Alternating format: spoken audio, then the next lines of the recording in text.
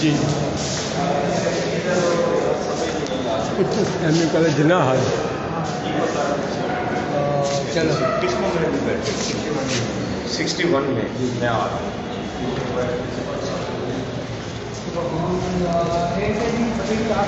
सदर को लिए तो नहीं आप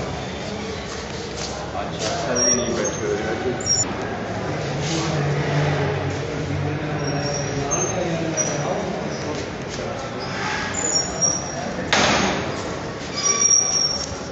आए नहीं इधर मैं खुर्शीदार साहब बैठे हैं इधर वो पुत्र चुनी के आए जी जी ऐसा भी दे देते चलो ठीक हो ऐ दे देना हम कह रहे हैं कि ऐसा और ਇਹਦੇ ਬਾਅਦ ਮੁਲਾਕਾਤ ਜ਼ਿੰਦਗੀ ਵਿੱਚ ਹੋ ਗਿਆ ਮਾਯੂਸ ਨਹੀਂ ਹੋਣਾ ਚਾਹੀਦਾ ਹੈ और जी ए और जी ए